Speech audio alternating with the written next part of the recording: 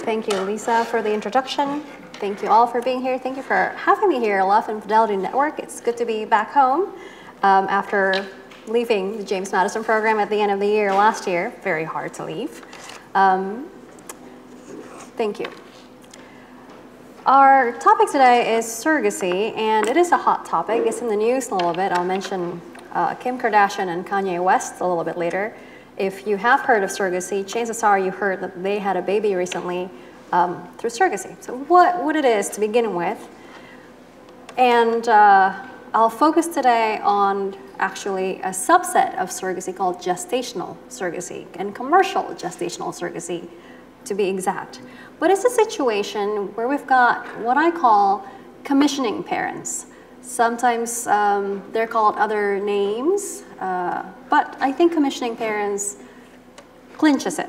They will contract with a woman who becomes a surrogate mother for the commissioning parents, and I prefer to call the surrogate mother actually the birth mother, or at least the gestational mother if the baby doesn't make it all the way to birth. Generally speaking, commissioning parents would, because it's gestational surrogacy, take his sperm, her egg, and use IVF, in vitro fertilization, to implant the embryo in the birth mother. Long gone are the days, it still happens, but very rarely, especially in the United States, where we've got traditional surrogacy, where it's his sperm that's implanted in her womb using her egg, the birth mother, I mean. Because it's so rare, I focus on gestational surrogacy, where it's the first situation that I mentioned before. Sometimes, and by the way, who are these commissioning parents? They tend to be couples who are infertile, or they can conceive, but perhaps they can't sustain the pregnancy, or she can't sustain the pregnancy. Sometimes it's same-sex couple, generally gays, not lesbians, because the gays don't have any wombs, and the lesbians have two. And every once in a while, it's a single person who really wants to have a baby. We'll talk about perhaps some situations there. Now, for some couples, even heterosexual couples, for the commissioning parents, they might use donor eggs and or donor sperms. Then we've got even more people to the party, shall we say. I say party, and I should stop here if you're wondering, her bio says she's from Trinity Law School, so what's a law professor doing here talking about surrogacy? I wondered with you too. But it's because these surrogacy arrangements are all based on contracts, and that happens to be one of the subjects that I teach, contract law. So I first started getting curious about surrogacy from the perspective of contracts. Okay, this is big business. Much bigger than I ever conceived. Haha. It's a 6 billion with a B global industry, and it's a 4 billion with a B industry in the US alone. And like I said, it's based on contract, this idea of freedom of contract. I'm watching the time. I'm lopping off maybe a third of my research that was published talking about the contract part. If we have time, perhaps we'll talk about that, or perhaps you'll ask me questions about the contract side of things. But really, this is based on freedom of contract. Hey, if the birth mother wants to sign the contract and she thinks this is best for her life, and if the commissioning parents obviously want a baby so badly that they sign this, who are we to say no? We should honor that freedom of contract, and freedom is a good thing. I guess I was wanting to explore, and I hope I contributed to the discussion on whether any limitations of that freedom might also be a good thing, indeed a necessary thing. Okay, laws and regulations. I mentioned it's big business globally and also in the US. My talk today probably focuses on the US.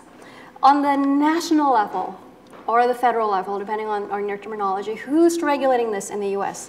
No one. We have no laws on that. And you know, that's not always a bad thing. That's just the way things are. On the state level then, who's regulating what? Well, it's what we call a patchwork landscape. Each state does its own thing, and some states do similar things, but we vary from very lax, like California, the state I live in, is sometimes called the capital of surrogacy because it is so, it's more than welcoming. And then all the way to the most restrictive. New Jersey, New York, used to be there. We're becoming less restrictive in New Jersey, actually, this past summer. And everybody else in between, all the states. On the international level, also differing laws. We'll talk about that a little bit later. But I think it's important to point out, it's notable to point out that we in the United States, we're a #2 destination worldwide. Others come to us for surrogacy. #1, in case you're wondering, is India. 40 to 50% of our surrogacy pregnancies here in the US are actually commissioned by foreigners. Before I go any further, let me start with this. The focus on surrogacy talks, discussions, papers, arguments tend to be on the commissioning parents. Well, and I want to say more about that, but I want to say from the outset that I can't imagine the pain and the devastation of not having a baby, of your own genetic makeup. That is a good and natural desire that's written in, built into our DNA. Of course, people want to perpetuate their own genes. Of course, you want your own genetic offspring. I'm not here to tell you that's a bad thing. Indeed, I'm saying that's a very good thing. It's more than understandable. So I can't imagine the pain and devastation, the depths of longing. Lisa mentioned I have 2 children, and one was born here, actually last year, during my fellowship in Princeton.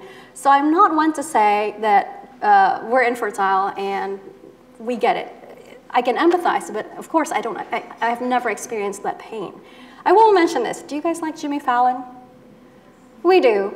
We don't watch the show. It's too late because we're parents, but we'll watch segments on YouTube. We're fans of Fallon. He and his wife had 2 babies through surrogacy. But after having the first baby, he opened up to the media and he said he and his wife went through, I want to say 5 years of infertility, some miscarriages, and it was really hard on them. I can't imagine losing a baby or more than one. And he said what makes it even harder is we didn't really want to tell everybody, which is understandable, but due to his job, he said, because of my job, I had to be funny every night, even though I was hurting. We were hurting, and that gets me. So I want to say that I am not here to say those commissioning parents are evil people. They're longing for children. That said, the discussion has so focused on the commissioning parents that there are other parties here forgotten. If you study contracts, if you guys are going to law school, I think it's great. Law school and contracts, I don't think it's dry, but there are generally 2 parties to a contract. We've got a commissioning parents, right? Commissioning parents contract with the birth mother. I'm here to focus on the birth mother. We don't hear much about her. And there's a 3rd party here that's totally impacted by the situation, that's not a party to the contract, is the resulting child that's commissioned into being. How about him? So my talk will, of course, talk about the commissioning parents, but I also want to focus on the birth mom and the kids. Okay. Before I go any further, I will mention this. There are some opposition to surrogacy. Generally in the US, it's again kind of a wild, wild west situation, but to the extent that there is opposition in the US and internationally, they make up for strange bedfellows. Who are these people who are opposed to surrogacy? The Catholic Church, some feminists, some bioethicists, some medical professionals, some academics, some progressive European nations. Perhaps that's surprising. France, Germany, Italy, Spain, Sweden, Switzerland. Some conservative nations on the other end of the range, Thailand, Cambodia, for example. What unites these seemingly very different groups? What common cause of, say, humanity that they see?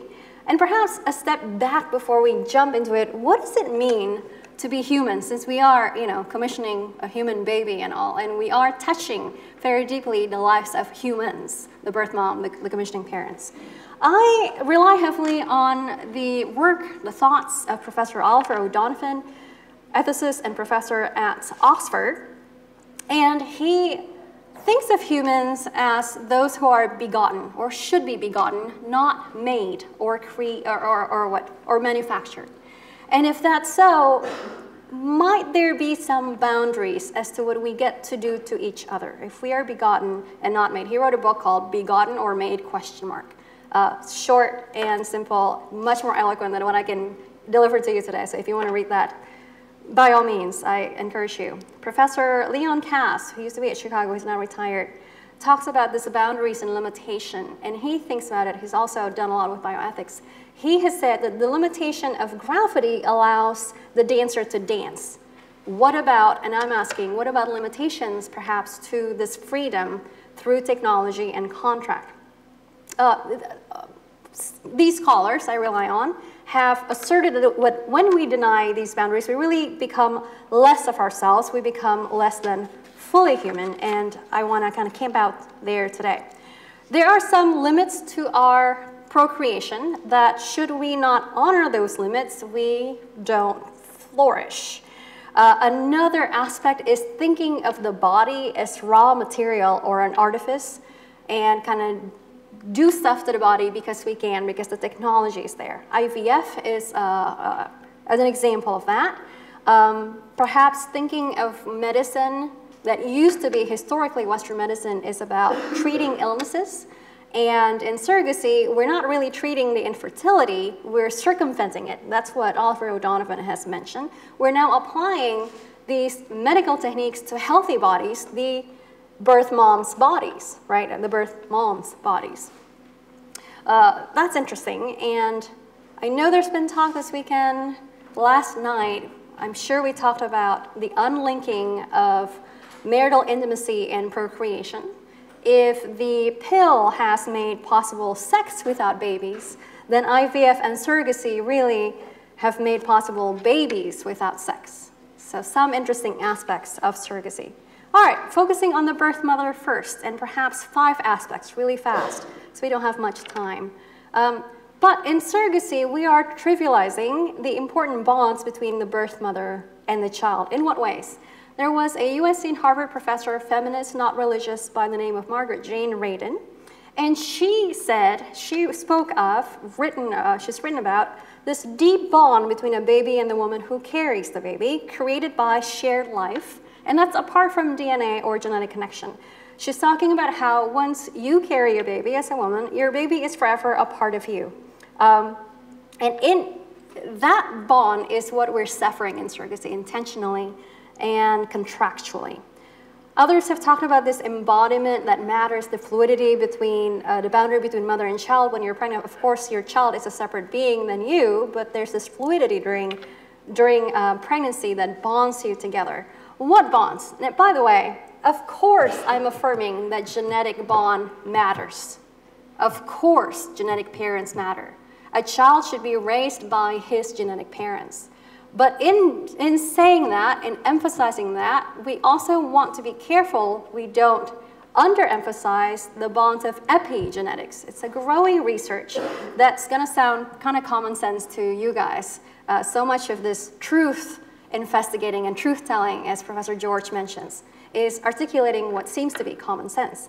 But a couple of research points on this. There's this hormone called oxytocin that imprints the baby on the mom and the mom on the baby, especially during pregnancy, labor, and birth, and also breastfeeding. But this imprinting goes deeper than previously thought. There's fascinating research that researchers have found DNA from male babies in their moms' brains for life. If you find female DNA, perhaps that's not big news because the mom is female, but they started finding male DNA, they go, oh, where is this from? Because you're clearly female. It's actually from the male baby that she carried years and years ago, sometimes looking at these brains at death. Also, the presence of male DNA in the mother's bloodstreams, as long as 27 years after her birth.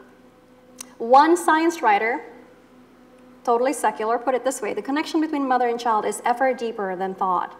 When your mom has told you, you are forever going to be a part of me, apparently she meant that literally, but she just didn't know it. This research has told us. And so I'm making the assertion that biological parentage is really both genetic and gestational. We just haven't thought much about the gestational part because generally your genetic mom is your gestational mom. Certainly birth mothers in surrogacy have felt the bond which is the reason for all these lawsuits that you may have heard. And really, those lawsuits end up in my contracts casebook, which is why I started thinking about surrogacy to begin with, because I taught it before I researched it. I can tell you a couple of stories, but if you care about the names of some of the great big cases, one of the biggest cases is Johnson v. Calvert out of California. Gestational mom named Anna Johnson carries the baby for her coworker and the coworker's husband. And she, again, not her genetic baby, but she bonded so deeply with the baby, this went all the way up to the California Supreme Court because she sued for custody. A few other heartbreaking stories. There's a mom named Diane, same thing.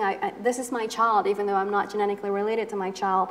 Heather Rice went gestational surrogacy, gave up the baby, and felt so connected to the child that she wonders about the child. Is the child up for adoption? More on her story later. I really wonder, meaning, did the commissioning parents give up the child I carried that we contracted for adoption?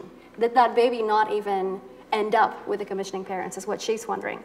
Another one that breaks my heart, this woman is unnamed, but we are hearing her story through her friend. And there's another birth mom who said what broke that mom, said she didn't even know if she had given birth to a boy or a girl, because at the moment of birth, the baby is whisked away, part of the contract, right? You got to give the baby away, that is exactly the contract, before she was even allowed to figure out the sex of the baby. She didn't even know if it's a boy or a girl. Jennifer Law, I rely on her research quite a bit. She is president of the Center for Bioethics and Culture Network. She has said, women are not just empty vessels. The womb isn't arbitrary. Women aren't breeders. Really, she's emphasizing how we procreate, including the process of gestation, matters. It's not arbitrary. Studies. What have studies found about how well these women tend to do after they go through the birth or go through pregnancy, labor, birth, giving the baby up? We don't really know. Is that kind of scary? We're doing this and we don't really know exactly. There's been some research, some studies, but rather small scale. And the best ones have come from England and small scale, and it's what we call altruistic surrogacy. She carried and gave birth to the baby not for money. At least that's the idea. There are loopholes. So even that research has said they seem to be doing okay, but it's really a small sample size, and we don't know for sure. And again, it's only altruistic, so this might not be applicable to other women in other countries when it's for commercial surrogacy, which is carrying a baby in surrogacy for money. Okay.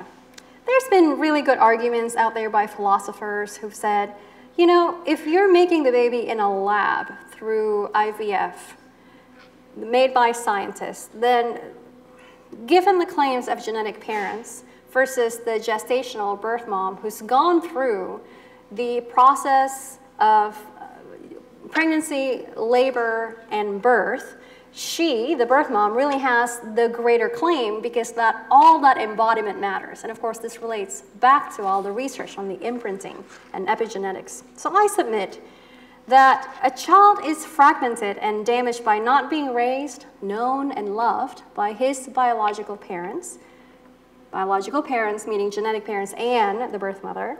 And that's exactly what the practice of surrogacy is. A birth mother loses a part of herself as well when her intimate connection with the child is severed. So that alone would be a strong reason to favor prohibition of commercial surrogacy. You guys may be too young, but do you remember the show Friends? Or you've heard of it, okay. Aspect number 2, this whole inalienability of the womb and gestational services. Phoebe, one of the characters in Friends, was pregnant through surrogacy, and she said, I'm just the oven, it's totally their bun. Is that one of the better ways to think about the womb, that it's up for contracting, up for services? Then there have been some good arguments that's been made how pregnancy or gestating is not like other kinds of labor or services that women can contract for. In the in contract law world, you look at what's being done here. Is it goods or services, or more remotely to us, real estate? If it's goods, then this body of law applies. If it's services, then this body of law applies. Well, is gestating a child, giving birth to the child, and then giving the child away, is that really a service? And scholars have said, no, this is not like babysitting for a child, being a foster parent for a child, or other types of services, really, because gestating and giving birth is part of who you are as a person, as a woman. How if you are going to make, or if you are going to capitalize a market into it, really you're objectifying the woman, you're objectifying the birth mother, you're commodifying her. She becomes a rent-a-womb, a raw material. And we see this evinced by, if you look at surrogacy contracts, really we care about her. We care about, say, her lifestyle and health only to the extent that it affects the baby, what she eats, what she can't eat. Can she have intercourse with, say, her husband? Can she only eat organic food? That kind of thing. So interestingly, the whole realm of objectifying and commodifying the woman, scholars have noted, although it's not the focus of my talk today, but it's noted similarities between surrogacy and prostitution, using your body for money this way, slavery, and also baby selling. There's been other great arguments made on that. And I will just say this, the proponents of surrogacy generally make the argument that it's not slavery, it's not baby selling, it's really a contract for services for the woman to gestate. Well, that's disturbingly similar to the arguments that proponents of slavery used to make. They weren't in the business of buying and selling human beings, they were in the business of renting the labor of the human beings. So I'll go through this one perhaps faster. Aspect number 3, I told you 5 aspects. This has to do with how it's the contract that takes away the motherhood, not intrinsically being a birth mother who's not genetically related to the child itself. That doesn't make sense. But the biggest case for gestational surrogacy so far has been that California case, Calvert v. Johnson. And in that case, California established, yep, let's go all in for surrogacy. And Anna Johnson, that's the one who carried the baby for the coworker and her husband, gestational surrogacy again, lost her rights as a mother, lost custody. But even California, right, thinking about this, you can say very liberally perhaps, when the case first came up, understood motherhood, who's a mother, as well the person who is genetically related to the child and the person who gives birth to the child. Again, generally that's the same, mom. So it's not intrinsically the case that you're not the mom because you're not genetically related, it's the contract that makes it so. And it was a contract case in California. Okay. The issue here, perhaps, as with slavery, is not primarily the issue whether this alienation from being the mother to the child is voluntary by contract or involuntary. It is whether it should or can happen at all or be conceived to happen without debasing or demeaning the human person. Aspect number 4 that I think is good for us to think of, problems with consents. What's the profile of commissioning parents? What's the profile of the birth mother? Let's start with the birth mother first. They tend to be less wealthy than the commissioning parents, perhaps less educated. In the United States, a lot of between 20 and 50% of our birth moms tend to be military wives needing extra income because military wives, they're home, their husband's away, on duty, they normally have kids in the house, but they want extra money. And they think, well, if I'm home all day, what I know I can do is gestate and give birth to a healthy baby, so I'm going to go for this. Normally, they make between $16,000 and $30,000 a year, and payment to her through this contract for surrogacy tend to be around $20,000 to $30,000. These are averages, of course, some people get more. How much does the whole process cost if the mom is getting paid $20,000 to $30,000? Any guesses? The commissioning parents tend to pay around $90,000 to $150,000. Now, I'm bad at math. That's why I went to law school, not med school. But even I can tell the birth mom gets only a small percentage of that. Where does the rest go? The lawyers, the brokers, the doctors, all the middle people. And perhaps you're thinking, oh, it's just the nature of the transaction. I'm telling you just the facts. This is what the mom is making. At that price point, though, 90 to 150,000, the birth mom or the commissioning parents tend to be, not surprisingly, wealthier than the birth mom. They tend to be upper middle class and upper class, and there's this kind of celebrity thing going through surrogacy that filters down perhaps to the upper middle class. I mentioned Kim Kardashian and Kanye West had their third baby through surrogacy. I mentioned altruistic surrogacy a few times. Could it be that some of these moms sign up because they really want to help? You may have seen a really interesting article on Christianity Today. I think it was the March issue. And it talked about a bunch of Christian women, evangelicals, who sign up to be birth mothers, and they say, well, this is part of my ministry. I really want to bless people with children that they're not allowed or they're not able to have. And I know that I can gestate and give birth to healthy babies. I feel so blessed that I get to bless. Are they paid? Yes. If you look at the research, are there purely altruistic motives? Almost none. I'm here to say the research suggests it's not that these women are all about the money. Of course they want to help too. But if you're asking, are they going to do that without money? Well, no. And that's not surprising to us. It's a lot of work. So, okay.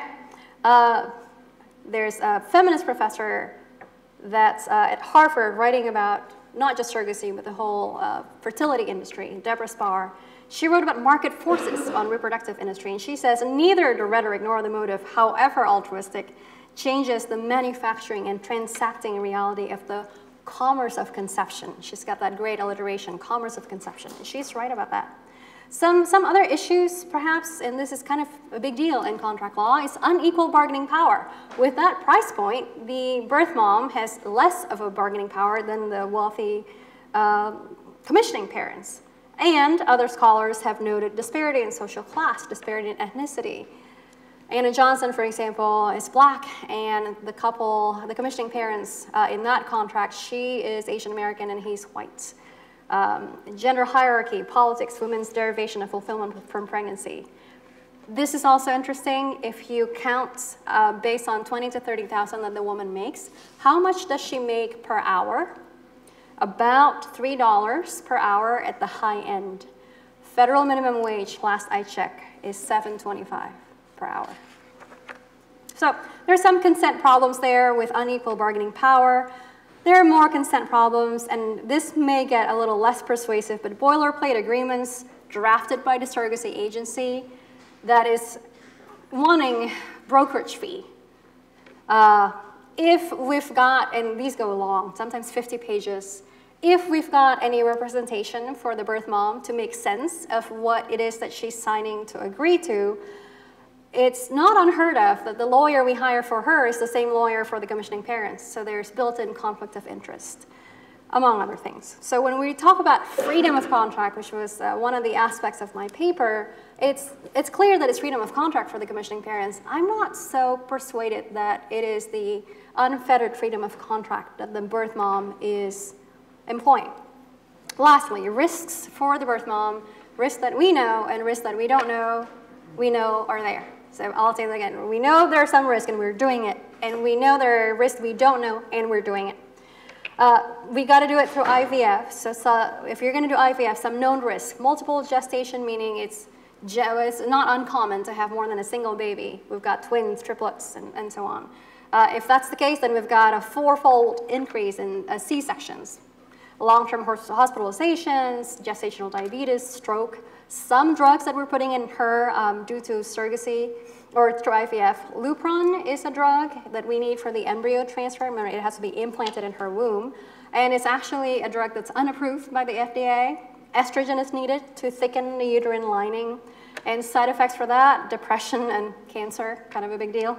Steroids needed for the implantation. Steroids are great for the baby, but it weakens the mother's immune system. If we're using a foreign egg, if it's not, if you're using not her egg, foreign egg, right, implanted in her, then we've got a 3-fold risk of hypertension and preeclampsia. After the baby's born, by nature, by contract, the birth mom has to give the baby away for the commissioning parents, so she can't breastfeed the baby. Not being able to breastfeed makes it harder for her body to heal and recover, and it elevates her risk of hemorrhaging and elevated risk of metabolic syndrome for the birth mother, increased risk of heart disease and diabetes, keeps her from the benefits of breastfeeding, like decreased long-term risk of breast cancer, cervical cancer, uterine cancer, and osteoporosis. There's also, I mentioned this before, a risk of a sense of deep loss that happens to a lot of these women. One birth mom said she wasn't an idea anymore that we could write out on paper, because so far, it's a contract, she signs it, it's all on paper. At this point, after the baby's born and given away, she was a real baby to me. So that deep bond of epigenetics rearing its head, and not surprisingly so. I'll mention one more risk. It's happened 2015 to a woman named Brooke Brown. She's a woman from Idaho, and she was carrying twins for commissioning parents from Spain. And Spain made surrogacy illegal, so this commissioning parents went to the United States and contracted with Brooke Brown. She was a 5-time gestational mother. She died from complications of surrogacy. This was the first reported death due to surrogacy in the United States, although if you're looking at the blog, some of those surrogate moms on the blog say, yeah, that's the first reported one, but there's been others that's not been reported. She died days before she was scheduled to deliver the twins via C-section. The twins also did not make it. She was 34. I'm 35. I just told you my age. And that's going to be on the website. Oh, well. She's 34. She's my age. And she had 3 sons with her husband. I read her obituary. I can't imagine the pain of the family. Okay, that was the mom. How about the child? We commissioned him into being, remember. 4 aspects, perhaps, about the child. Children, manufactured. Remember earlier, we care about the boundaries of being creaturely, if we are begotten and not made. But if you take that language, kind of laden language of begotten, not made, and creatureliness away, let's just think about the process. Leon Cass has mentioned that when children are manufactured, literally handmade in the lab through IVF, what does that do? Professor Finnis, have you heard of the name John Finnis? Philosopher out of Oxford. You heard earlier from Professor George here at Princeton. Professor Finnis mentored Professor George when Professor George was in Oxford getting his DPhil. Professor Finnis has remarked that the relationship of product to maker, when we do that through IVF, is a relationship of radical inequality, of profound subordination. He uses a strong language of this type of relationship is really a relationship of you're unequal to begin with. You're master and slave to begin with. Radical inequality versus a child of a sexual union. Radical equality with the parents, which in turn is a great good for any child. He thinks it's grave injustice to be doing this, to be making human beings as opposed to begetting them. Making and begetting in the language of Professor O'Donovan. If, by the way, we're thinking of children as products, as those things that are manufactured as opposed to beings, human beings, then it's much easier to subject embryos, for example, because we're using IVF, to quality control, to utilization, and discarding them. And that's exactly how we think of embryos. We freeze a lot of them, and the embryos that have the best chances of survival, we're going to implant. And the rest might be frozen quite a bit forever, and some other ones are used for research, which means we're discarding them, destroying them. These are human beings, and they don't get to see life outside of the lab. If we remember back to, it is a good desire to have children of your biological makeup, of your genetic makeup, I should say. It's an important desire. It's a good thing.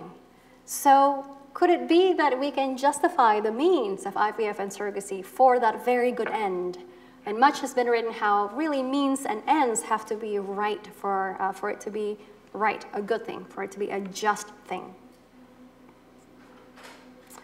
If we're going to think about children as those things that are manufactured, those things that are products, this is easily a slippery slope toward eugenics. Professor Radin, earlier I mentioned her name, said when the baby becomes a commodity, all of its personal attributes, sex, eye color, predicted IQ, predicted height, and the like become commodified as well. Because really, if the children are manufactured anyway, they're already manufactured anyway, why not manufacture them with more desirable, better characteristics? Not, less desirable, less than good characteristics. Why not produce children who are more and not less perfect? Right, there's that quality control aspect that we care about when we think about these things. So have we started doing that? Yes. US scientists, July 2017, last year, successfully modified genetic code of human embryos. When you hear this, if you have heard about it in the news and the media, it tends to be presented as genetic disease prevention. Hey, look, we can now edit out certain diseases out of the genes, but then it's also available to, manufacture perfect new babies and children. The baby then, like the womb, becomes commodity, becomes a market, becomes commercial realm. How has that come in to surrogacy pregnancies and contracts? Has it? Yes. One of the mothers that I'm talking about here, her name's Heather Rice, and she carried babies for commissioning parents. During ultrasound, when she was still pregnant with the baby, the ultrasound revealed that the baby had a cleft in his brain. So the commissioning parents said, well, we don't want a baby with a cleft in his brain. That's a lot of work to take care of, and we really want a healthy baby, so can you abort the baby? A lawsuit happened because she said, no, I don't believe in aborting the baby. She, by the way, was the one who wondered, long story short, but she finally got to the end of the pregnancy day. She gave birth. The mom wouldn't come, become a commissioning mom. The commissioning dad came, kind of huff and puff. The baby was given to them, and Heather Rice finds the commissioning parents on Facebook, and Facebook stalks them to find out what happened to the baby. She never sees the pictures of the baby, and she wonders, is the baby up for adoption because of the cleft in his brain? Another birth mom named Melissa Cook, also litigation, big case out of California. She became pregnant with triplets. Remember IVF, it's hard to keep it to singletons. And the commissioning fathers, only one single guy, said, I didn't want 3 babies. That's a lot of work. So I want you to abort 1 baby and give 1 up for adoption, and I'll keep 1. And she said, no, thank you. And that became a lawsuit. More on her later. And perhaps you've heard of the famous baby Gammy case out of Thailand. I focus on surrogacy in the United States, but I will mention this one. Australian commissioning parents, Thai woman, commercial surrogacy contract. She got pregnant with twins. Ultrasound revealed that one of the twins had Down syndrome. And the parents said, abort the Down syndrome one, we'll keep the other one. She said, no, both twins are born. The Australian couple took the healthy baby and left the Down syndrome twin with her in Thailand. By the way, not only did he have Down syndrome, he also had congenital heart defects.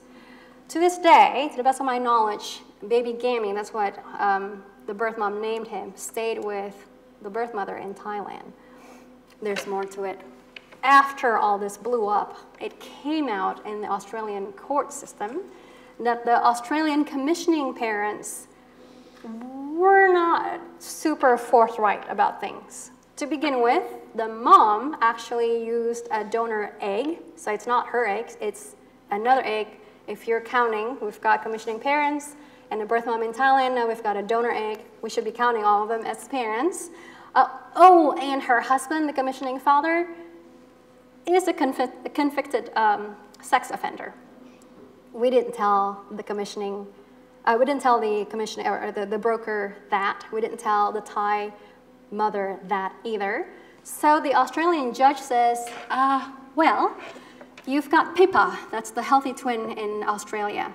Because now we found out you're a convicted sex offender, you're not allowed to be alone with her.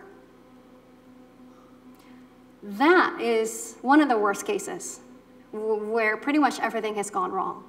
And I'm really thinking about that case and the perfect case of the 2 kids born to Jimmy Fallon and his wife. Wanted, loved, nourished, well taken care of by all that we can see. And I'm asserting we should not be doing any of that and anything in between the 2 ranges of extreme. I mentioned that the Australian couple had used this donor egg. If we're going to talk about the commodification of the womb, of the baby, we got to talk then the baby, egg and sperm. There's more commodification happening that I didn't focus on, but those of you who go to a top college, those of you who go to an Ivy, like here at Princeton, your eggs, women, cost more if you were to sell it. The egg, we call them Ivy eggs, up to $50,000, maybe more. There's been ads. I am a blonde woman. I play the cello. I have a graduate degree. I'm a model. I also do calligraphy. I play tennis. I'm tall. I'm athletic. I'm skinny. And your eggs cost more.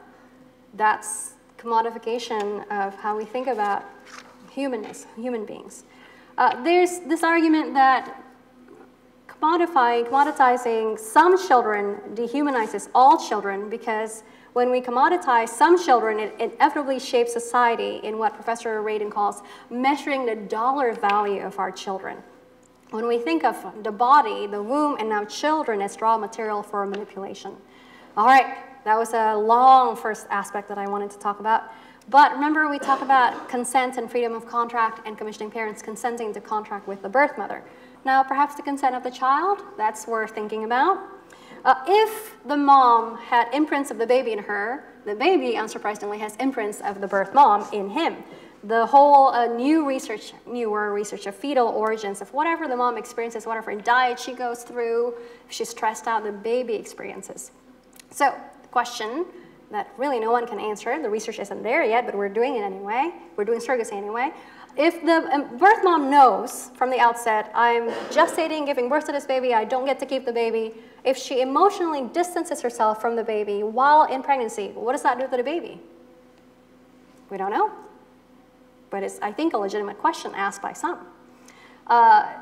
One author has asserted that part of our humanity, I love how she says this, I'm going to quote her, is that we can situate ourselves in time, and specifically, the human being is made of memory. Affective memory, genetic memory, epigenetic memory, and historical memory.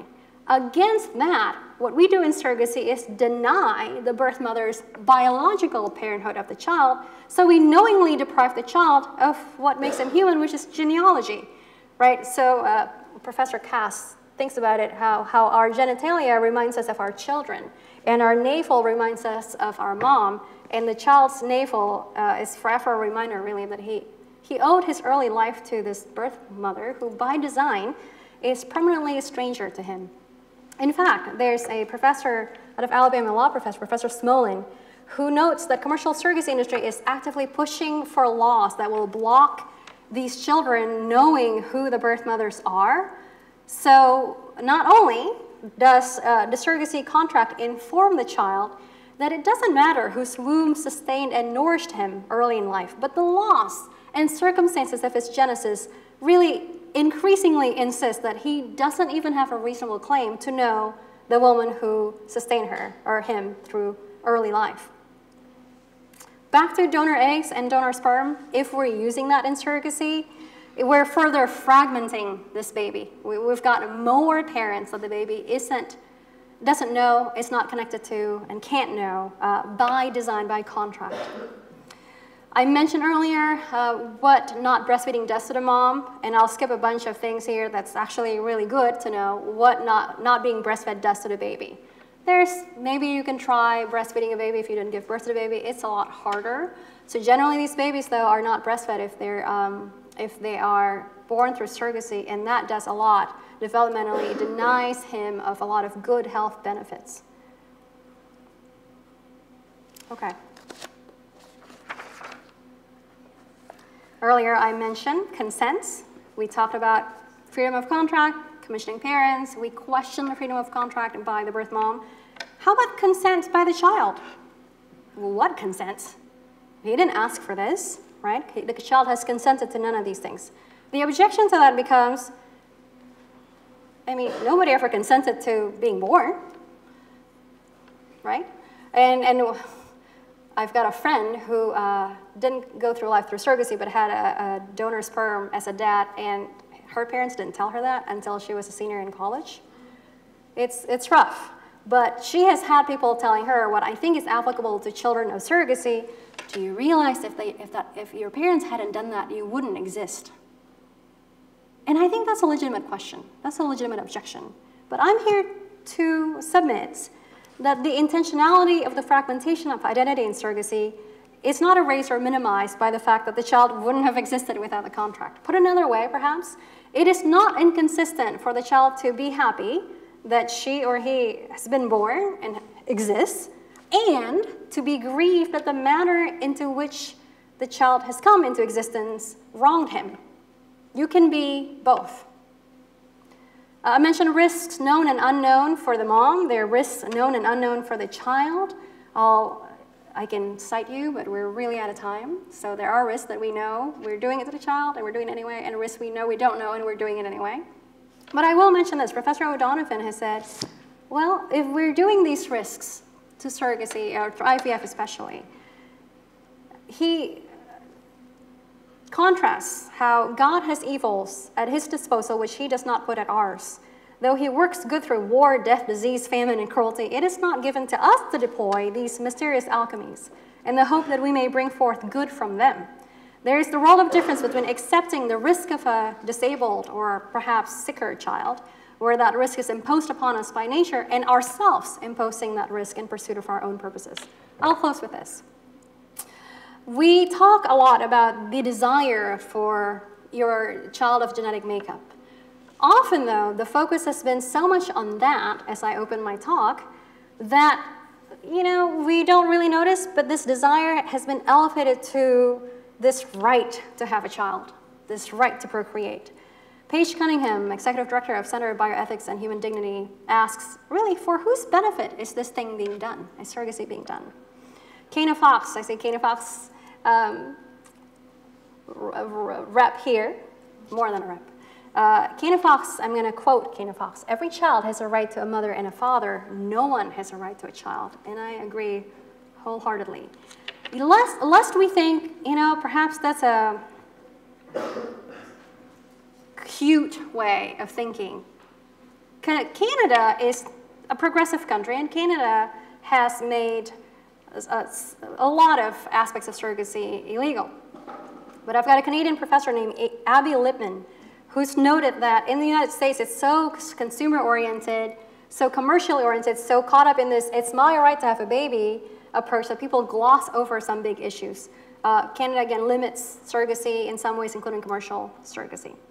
There's this tension, right, between wanting a baby, and that's a good want, that's a good desire, versus elevating it to a right to procreate. Professor Smolin out of Alabama, I mentioned earlier, has thought about if there is such a right to have a child.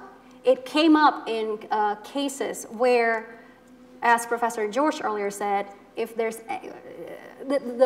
Smolin has said this right would come up in a situation where you've got a conjugal union of the parents. And now we're talking about surrogacy outside of the conjugal union of the parents resulting in that child. When we talk about for whose benefit is this being done, or what consents, I'll perhaps mention the case of Melissa Cook. You heard her earlier. That's the one with the triplets, and the single father who wanted the baby said, why don't you abort one and give one up for adoption, and I'll keep one. And she ended up giving birth to all 3 babies. A little bit about the commissioning father. He is a 51-year-old deaf and mute single man. He works in the post office as a postal worker. He earns $750 a week. He and the triplets lived when the, I don't know if that's changed. This was based on the lawsuit. He lived in the basement of his elderly and disabled parents, one of whom smokes very heavily. That thick smoke hangs in the air. There's also a nephew who comes frequently to the house, and he's a heroin user. The postal worker, the dad's sister, was so concerned about the babies that she wrote an affidavit against him. And she said, this pains me because I love my brother, but I don't think it's right for the babies to be going through this.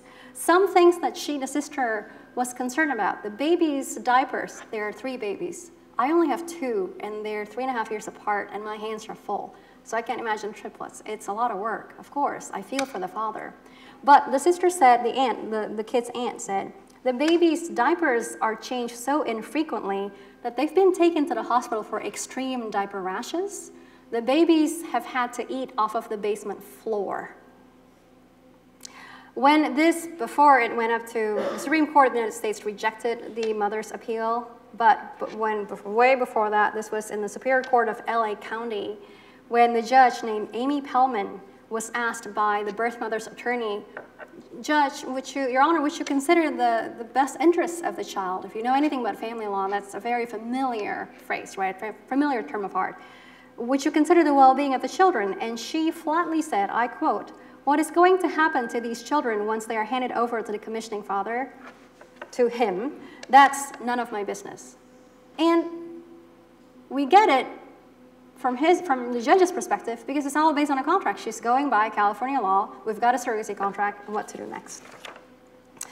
I spoke with one of you during break before, and the question was asked, very good question. Earlier, I talked about research on the birth mothers. Has there been research on the surrogacy children? How are they doing? There has been. There's not a whole lot, because it's hard to get sample size. But I think the best study that's been done on these children we can't say unequivocally the children are all right. I think interestingly, at age 7, these surrogacy children start having what they call adjustment problems. They start acting out. And it's not elevated to the level of a psychological disorder. That's quite a level. But they start acting out. There's adjustment problems at age 7. Interestingly, age 7 is the age at which children begin to make sense of the concept of biological inheritance. That's when they hear, okay, apparently the woman who carried me, gave birth to me, is not in this household, is not raising me, and they start acting out. So I'm always asked, and I think it's a great question, before the question perhaps comes up by itself, I should say, students will say, people will say, but how about adoption? Is this basically like adoption and you're saying no to that? No, I think it's very different. I think in adoption, there's a situation where there's already brokenness. The child is already without parents, and the adoptive parents come and take the child. Here, we're intentionally creating a situation where the child is fragmented and severed from truly his parents, or parents from the birth mother, parents if we've got an egg or a sperm donor. So whereas adoption serves the child, surrogacy serves the commissioning parents. And I'll close with this. What is the logical next step if we're focusing on the commissioning parents and their wants, desires, and, as they call it, rights? Could it be social surrogacy? This is the term that talks about going through surrogacy so you don't disrupt your career or your figure. And that's totally happening. And I think that's a logical next step. There's an actress, well known, you would know her, who had a baby through surrogacy. She was interviewed and she said, it just seemed like the right option for me because I was working and I didn't know when I was going to be able to stop. If she's acting, it's hard to go through her roles while her body's showing pregnancy. If this is the case, and I'm submitting that surrogacy is not making the birth mother or the child fully human, then I submit this should be against public policy in the United States. And sometimes the question is asked, Professor Allen, why not just regulate surrogacy? So allow some, perhaps altruistic, but not others. Well, because it's inherently wrong. I tend to think about it, if it's wrong all the way, much like the proponents of slavery had, again, similar arguments. And number two, if we allow for regulations and enforcement, there are huge enforcement problems, loopholes, and abuse that we're seeing in other nations that do allow some form of surrogacy, perhaps, but with regulation. And thirdly, this is now getting into the nitty-gritty of contracts. If there's a contract breach, like one of the parties wants out, exactly what should be the right remedy? Normally in contracts, it's money damages. Well, that's not going to work out. So what would it be? Specific performance? They have to tell her to abort or tell her to carry the baby? Nothing works for this because, again, we're talking about humans. So with that, I'm really closing.